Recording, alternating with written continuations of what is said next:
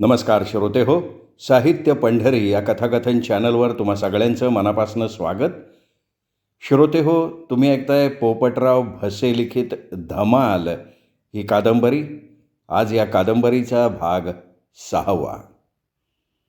नवीन वर्ष उजाडलं होतं. बुधवार होता. शंकरच्या शाळेला नववर्षाची सुट्टी होती. त्याला बोर्डाच्या परीक्षेचे वेध लागले होते. त्यामुळे कासराभर दिवस वरती आला तरी तो अभ्यासात मग्न होता. जेव्हा सुंदरची हाक कानावर पडली तेव्हा तो हातातलं पुस्तक मिटून उठला. खाली आल्यावर आबांनी त्याला रोजच्याप्रमाणे विचारलं, अजून झोपला होतोय? अरे एवढी झोप चांगली नसती पोरा. आबा झोपलो नव्हतो मी. मग काय गोट्या खेळत होता का? आबा बोर्डाची परीक्षा हाकाच्या अंतरावाली. कोंबड्याने पहिली बांग दिल्यापासून हातात पुस्तक घेऊन बसलोय मी. तुमच्यासारखं 10वीला नापास नाही व्हायचं मला. बर दृष्ट काढायला सांगतो तुझ्या आईला. ती 7वी दोनदा नापास झाली आबा. तिसऱ्यांदा गुरुजींनी दृष्ट काढली तवा काठाव पास झाली. माईला नका माझी दृष्ट काढायला सांगू. पलंगावर झोपून तिला दृष्ट पण काढता येणार नाही. तू आंघोळ करून घे, तोपर्यंत उठून बसवतो तिला. आज मला सुट्टी आहे आबा. मी थोड्या वेळाने नदीवर जाणार मस्तपैकी आंघोळीला. तुम्ही कुठं निघाले आबा? मळ्यात जाऊन यायचं होतं. पण दिवस उगवल्यापासून तुझ्या आईची आ ई ई चालू झाली. चाकरीच्या गाड्यासारखं तिने उभं करून ठेवलं आहे मला. नाश्ता केला का आबा? करणार होतो, पण आपल्या सुंदरनी पोह्यात मीठ टाकायच्या ऐवजी मिठात पोहे टाकले. म्हणून तुझ्या आईने संतोषला वडापाव आणायला पेटाळलाय. आजारी पडल्यापासून माईची खाऊ फार वाढली नाही का आबा? आपण ती जुलाभाऊ बसली तर सारखं संडासाकडं पळता बी येणार नाही. हळू बोल पोरा. ऐकलं तर तू राशील बाजूला. आणि तुम्ही माईला दाकात ठेवलं नाही आबा, त्याचा परिणाम आहे हा. जा संतोष आलाय का बघून ये. गाणाभाऊचे वडे संपले असतील तर आणि आणले तर खाऊ की दुपारी. मग आत्ता काय खायचं? आत्ता पोहे खायचे मिठाचे. हाई एक युक्ती. सुंदर, ती पोह्याची कढई घेऊन ये. खारड झाली शंकर भाऊ. मला वाटतं मी दोनदा मीठ घातलं. मी सांगतो त्याप्रमाणे कर. चाळण घे, तिच्यात पोहे टाक. त्याच्यावर तांब्याभर पाणी वत. पोहे चांगले निथळल्यावर त्यात तेल तिखट घाल, पुन्हा परतून घे. मीठ टाकायचं नाही. पोहे मग कसे खमंगान खरपूस लागतील. जा पळ लवकर, आबांना माळ्यात जायचंय. माईला पण भूक लागली असन. अरे वडापाव आणायची गरजच नव्हती. शंकरनी सांगितल्याप्रमाणे सुंदरनी कृती केली. चुलीवरून कढई उतरल्यावर एक घास घेऊन बघितला. खुश होऊन ती 2 डिश भरून खोलीत आली. आबांनी तिला विचारलं, काय संतोषाला वाटतं? संतोष नाही आला. पोहे पाण्यातून काढून पुन्हा परतून आणलेत. कुणी अक्कल शिकवली का तुला? माई खेकसली. शंकर भाऊनी. खाऊन तर बघ, लय मस्त खरपूस लागतात. आणि शंकर कुठे? ऐके आत पोहे खातोय. मग आबाने पोहे चाखून बघितले. छान लागल्यावर म्हणाले, पशे पोरग लय डोकेबाज आहे बरं का. हे असे खरपूस पोहे पहिल्यांदा खायला भेटले. आबा, संतोष वडेपाव घेऊन आला ना तर भाकर कालवण करायची गरज नाही आता. खरंच की. मंदाकडून शंकरला जायला सांग सुंदर. तिला म्हणावं येऊ नको. या पातेल्यात गाणा भाऊकडनं चांगलं झणझणीत सांबार मागवा धनी. दुपारी लय बेस्ट बेत होईल. नाश्ता आणि जेवण याच्यात फरक असतो पशे. वडे कमी पडतील. मग आणखीन थोडे मागवा. तुझं पोट राहीन का व्यवस्थित? मी काय वडे पोटाव बांधणार आहे का? लोटा परेड जमणार नाही तुला. सावध केलेलं बरं. पोहे खाऊन झाल्यावर शंकर आंघोळीसाठी घराबाहेर पडला. मंदाकडून जायचं होतं. ती कसलंसं गाणं गुणगुणत तुळशी वृंदावनासमोर रांगोळी काढत होती. त्यांनी विचारलं, काय भोपाळी गाताय काय वहिनी? भोपाळी पहाटेला गातात भाऊजी. आज काय आनंद दिसतोय. आनंद कधी नव्हता. थोड्या वेळाने येणारच होते मी. नाही आता येऊ नका, संध्याकाळी या थेट. मुद्दाम वाकडी वाट करून सांगाय आलोय. का बरं? उपास आहे का सगळ्यांना? मग शंकरला सगळा प्रकार सांगायला लागला. शेवटी म्हणाला, चला जाऊ का आता, मी निघालो आहे आंघोळीला. पारुवहिनी चहा चपाती बरोबर खायला आळूवड्या तळती भाऊजी, थोडा आस्वाद घेऊन जा. पण तुमची रांगोळी पूर्ण व्हायची ना अजून, ती नंतर काढते. रांगोळी कासवाची काढताय का खेकड्याची काढताय?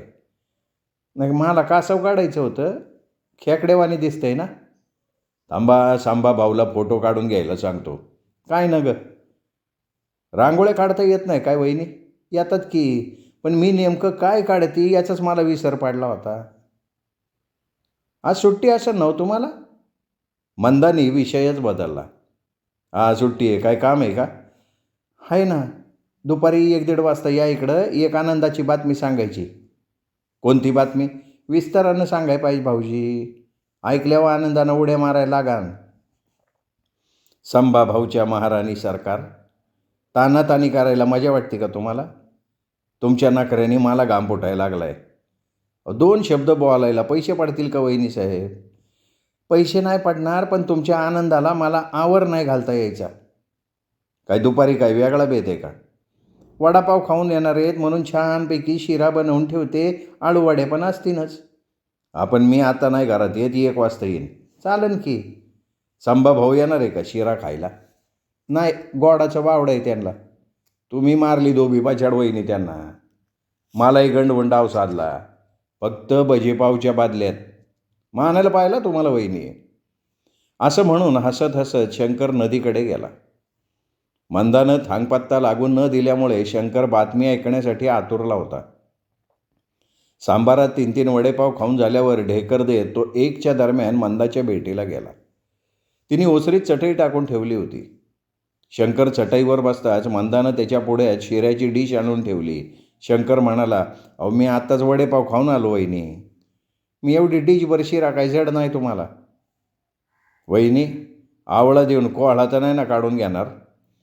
अहो असं का बोलताय भाऊजी? तुमच्या उपकाराचं वजं आधीच डोईजड झालं आहे, त्याची फेड करण्यासाठी जीव तळमळतोय. जी इच्छा होती ती पूर्ण झाली, म्हणून मी आता कुणाकडं काहीही मागणार नाही. कोणची बातमी सांगणार आहे? एवढा आधीर कशाला होत आहे भाऊजी? शिरा खावा बरं आधी. शिरा माझं तोंड कडू नाही ना करणार? नाही हो भाऊजी, मनात काय शंका कुशंका आणू नका. वहिनी अहो किती ताणताय तुम्ही.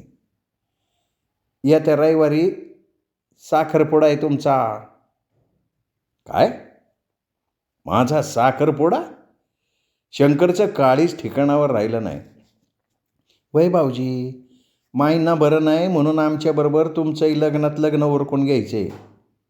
कोणी सांगितलं तुम्हाला? दुसरं कोण सांगणार? तुमचे भाऊ म्हणाले. कधी? काल रात्री कवडीजवळ. आपण मुलगी कोण, कुठली? तुमच्या मामाची मुलगी नाही का गोदा? त्यासाठी तर तुमचे मामा मामी माईंना भेटायच्या निमित्ताने आलते. हातात घेतलेली शिऱ्याची डिश शंकरनी खाली ठेवली. 4-5 घोट पाणी पिऊन तो घामच पुसायला लागला. तो काहीच बोले ना म्हणून मंदाने विचारलं, का हो गप का झाला भाऊजी? बातमी ऐकून जीव का असावी झालाय की? आनंद नाही झाला वय? मी हादरून गेलोय. साऱ्यांनी संगनमत करून न खापणारा माल माझ्या गाळ्यात मारलाय. अकलेचा पत्ता नसलेला काळा कोळसा. काय बोलताय भाऊजी? रंगाव जाऊ नका. पंढरीचा पांडुरंग नाही वे काळा. गोदा स्वभावाने लई चांगली मुलगी आहे, अर्ध्या वचनात राहील तुमच्या. पण मला कोणी कसा सुगावा लागू दिला नाही. अहो तुमच्या फटकळ आणि विचित्र स्वभावामुळं कोणी तोंडच उघडलेलं नसणार. आता काय विचित्रपणा केला मी? हे तुम्ही मला विचारताय वे? आपला प्रभू मामा तुला गोदासाठी 7 ऐवजी 11 तोळे सोनं द्यायला तयार आहे असं भावाला सांगितलं. त्याला खिंडीत गाठला, माझ्यासाठी उभा केला.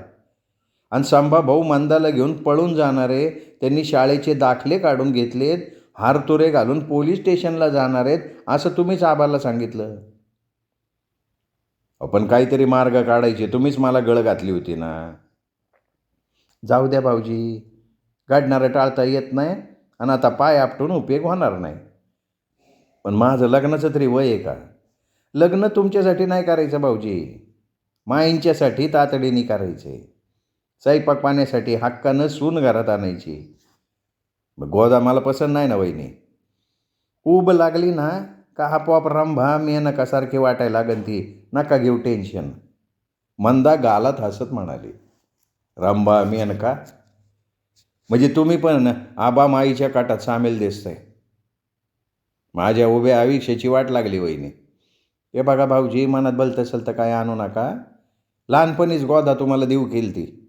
तिच्याशिवाय दुसरी कुणीही तुमच्या नशिबात नव्हती. जन्मगाठी माणसं नाही हो, ब्रह्मदेव बांधतोय. लागा खायला लागा. तुमचा शिरा गोड नाही वहिनी, कारल्यापेक्षा कडू झालाय. बसा की भाऊजी, का उठले? माझं डोकं लागलंय घर करायला. एखाद्या पडक्या मंदिरात जाऊन 1-2 तास ब्रह्मदेवाच्या नावानं तपश्चर्या करत बसतो. ब्रह्मदेव 2 तासाच्या तापाने निर्णय बदलणार नाही भाऊजी. मग माझ्या नशिबात दुसऱ्या लग्नाचा योग असला तर आधी वशीला लावून ठेवतो.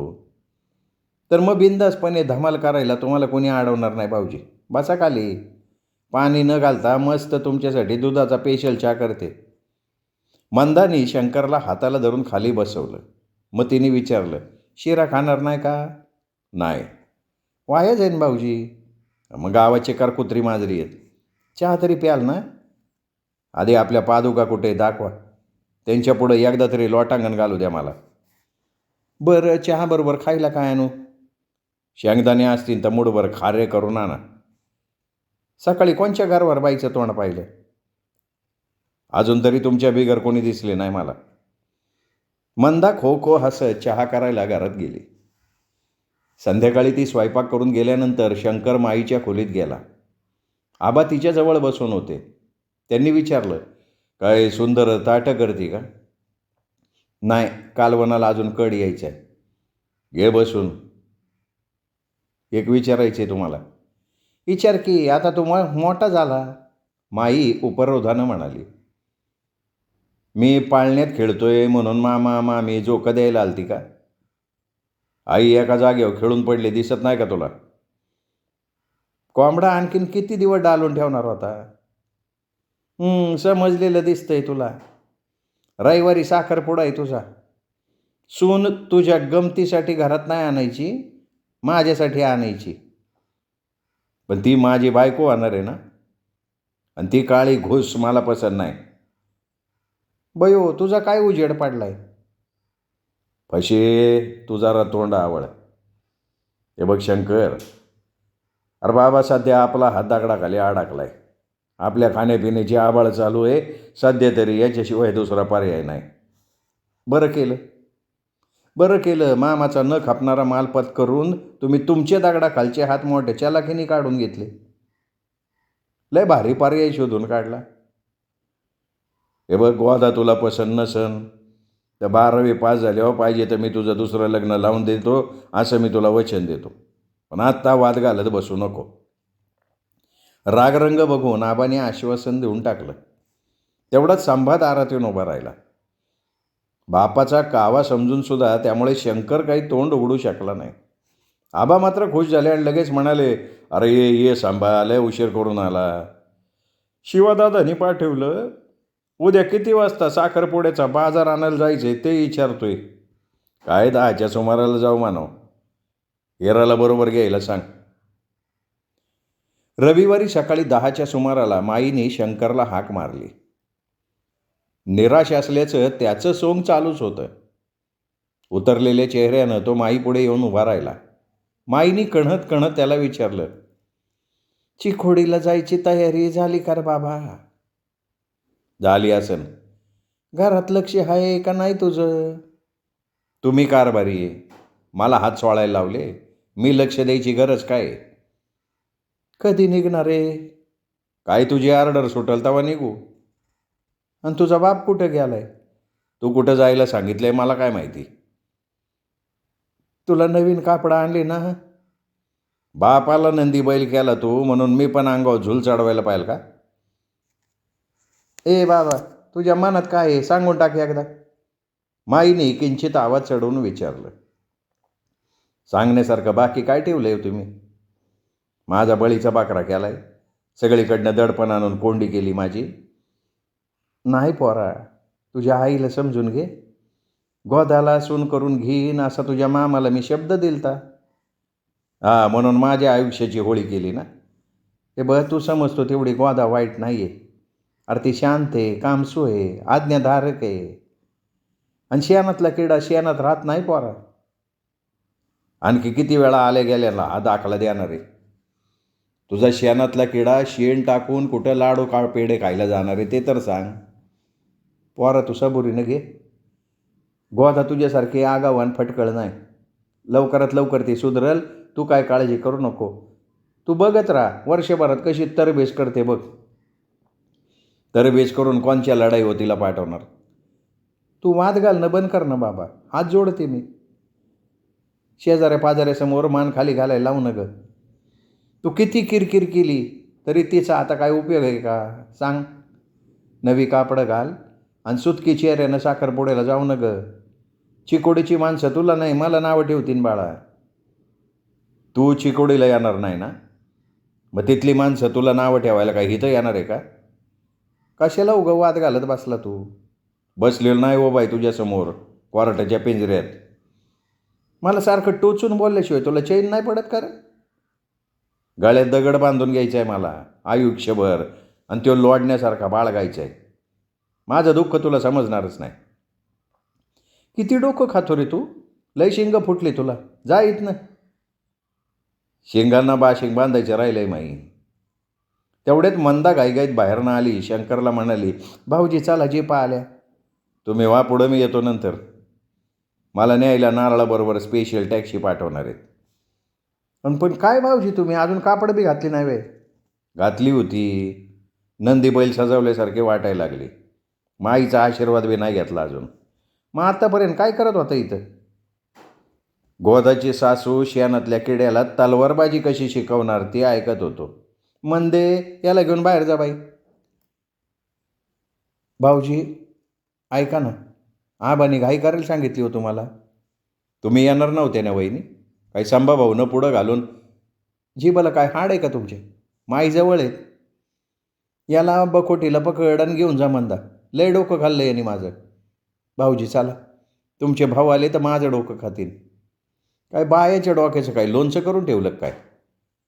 तुमचं दाबाड दुखत नाही का हो बोलून बोलून. वहिनी तुम्ही माझी काय फिरकी घ्यायला आल्या का.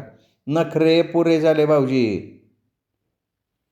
शांता वहिनी आत आली. तिच्या पाठोपाठ हिरा वहिनीला आलेलं बघून शंकर म्हणाला, बाबो नवरदेवाला नटवायला एवढ्या दुपत्या पाराट्या करवल्या कोणी दाडल्या बायानो. आणखी एखादी खाटी आणायला पाहिजे का भाऊजी. शांतानी प्रश्न विचारला. एखादी भावकी बाहेरची कालवड आली असती तर मी चिकोडीला जायचं तुमचं हेलपाटा तरी वाचवला असताना. तेवढ्याच जीपचा हॉर्न वाजायला लागला. शंकर कपाटाकडे पळाला.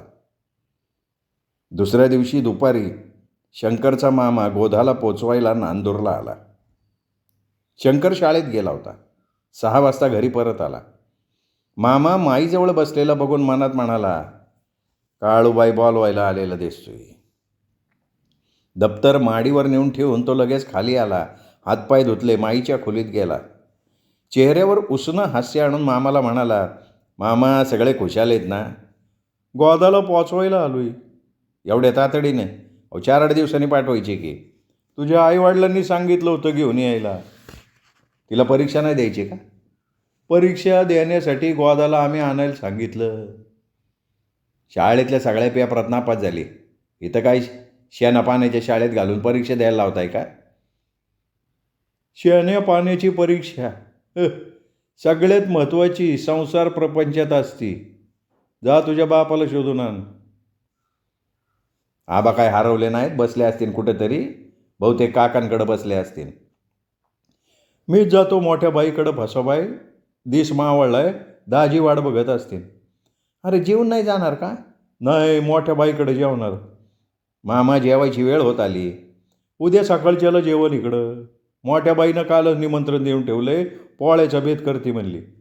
म्हणूनच मावशीने आबांना थांबून धरला असणार. पण त्यांनी घरी येऊन सांगून जायचं होतं ना. तुझ्या काचानं आले नसतील माहिती. पण इथं मी आहे ना तुझ्या शेवेला. अरे बाबा, तुझी परीक्षा जवळ आली. अंगा खांद्याला नसणारा घाम पुसत माई आईचा जप करत म्हणाली, आबा नाहीत म्हणून मामाजवळ थांबून राहिलोय मी. तुझ्या अभ्यासाचा खोळंबा नको. अर्ध्या पाऊण तासानं काय फरक पडणार आहे? अरे अभ्यासाचं वेळापत्रक बघडलं ना का सगळं बघडतं जावई बापू. आता आणखीन काय बिघडायचं राहिले मामा. या पलंगावर झोपायची माईची हौस मला लय मागात पडली. कोणता डोंगर कोसळला रे तुझ्या? माईला राग आवरला नाही. आता मामा जवळ आहे म्हणून काय बोलत नाही मी. चोपाळा टांगलाय. झोकं देऊन देऊन तुझ्या हाताला घट पडली असतील नाही का? असा बाय कशाला वाद वाढवती तू? अरे मी गप राहिले की याला अधिक चेव येतो प्रभू. ऐकलं ना मामा? ऐकलं का नाही? या माऊलीने तोंड सारखं हातात घेतलंय. काय सांगायची सोय नाही. आजारी माणसानं कसं गप गुमान पडून राहावं. हिचा टाईमपास होत नसेल ना म्हणून सध्या हा नवीन प्रकार चालू केलाय. असं म्हणून शंकर रागाचा आव आणून माडीवर गेला. गंभीरपणाचा आव आणून गमती जमती करण्याची, शाब्दिक कोट्या करण्याची, ठिणग्या टाकण्याची, टोमणे मारण्याची, भांडणं लावण्याची आणि टिंगलटावाळ्या करायची शंकरला खोडच होती. विनोदी खेळकर स्वभावामुळे त्याचं सगळे आनंदात स्वागत करायचे. खोडकर, खौट, चाणाक्ष, कावेबाज, धोरणी, बोलघेवडा, चतुर अशी बरीचशी त्याची खासियत असल्यामुळे कुणी त्याचा रागराग किंवा तिरस्कार करत नसत. शंकर रागवला तरी मनात हसायचा आणि हसता हसता फसवायचा. तो खोटं बोलतोय असं कधी वाटायचंच नाही. तरण्यांपासून म्हाताऱ्यांपर्यंत सगळे त्याच्या इरसालपणावर खुश असायचे. संध्याकाळी पहिल्यांदाच माई लेकीच्या खांद्यावर हात ठेवून अभिनयाचे विविध रंग उधळत जेवणासाठी चुलीपुढे येऊन बसली. शंकर गालात हसत तिला म्हणाला, काय माई, सोनमूळ बघायला आली काय? कधी पाहिली नाही बाई तिला. पाहिले अशीन ग, पण काल गालावर फासलेला रंग अजून कायम असल्यामुळं अंधारे रात्र असून बी बघ ना कशी काजव्यासारखी चकाकती. तू कधी कोणाला चांगलं म्हणलंय का? गोळ्या मेळ्यानं सगळ्यांबरोबर जेवावं असं वाटलं म्हणून आले मी. आत्या, मी नंतर जेवती हा. गोधा लाजून उठत म्हणाली. गोधा खाली बस. अगं सगळ्यांनी एका पंक्तीला बसून जेवावं म्हणून तुझी आत्या पहिल्यांदा पलंगावरनं पाय उतार झाली. न्हाणीत जाऊन तिला साबणाने खसा खसा तोंड धुवायला सांगा आबा. त्याच्याशिवाय सासूला सुनाची ओळख नाही पटणार. तू जेवायला आलाय का टिंगल करायला आलाय? आबा, वातावरण खेळीमेळीचं असल्याशिवाय करपट कडाकण्यांचा एक घास तुमच्या घशात खाली उतरायचा नाही. सुगरण मदतीला आल्यामुळं सुंदर हुरळून गेली असणार. आता दाताची काळजी घ्या आबा. ताटात वाढलेली भाकरी उलटी पालटी करत आबा म्हणाले, भाकऱ्या करायची वेळी गडीभर चुली पुढे येऊन बसत जा पशी. पीठ चांगलं रगडून मळायचं पोरी हो. लोण्यासारखं मऊ झालं पाहिजे. भाजलेली भाकरी निखाऱ्यावर जास्त वेळ ठेवली तर ती करपती. माय, मी आले होते की तुला बोलवायला, पण तू खोलीचं दार लोटून आबांबरोबर हळूहळू काहीतरी बोलत होती. किराणा बाजार भरायचा आहे त्याची यादी तयार करत होतो आम्ही. संतोष बाहेर चेंडू आपटत होता म्हणून दार लोटून घ्यायला लागला आम्हाला. वातड करपट कडक भाकऱ्या खाऊन पंगत उठली. हात धुतल्याबरोबर माई संतोषला म्हणाली, संतोष, तू वरती जा झोपायला. तुझी पण परीक्षा जवळ आली. रातीचा तासभर आणि पहाटे तासभर शंकर भाऊ बरोबर अभ्यास करत जा. सुंदर, तू आणि गोधा आजपासनं हिथं झोपा. पहाटे उठायची सवय लावून घ्या. अभ्यासाचं आडलं भिडलं गोधाला विचारा सुंदर. शंकर हसत म्हणाला, काय झोपत बोलते का माई? अगं गोधाला अजून तिचं नाव बी नीट लिहिता येत नाही. सुंदरला काय सांगायला आडल्या भिडलेलं?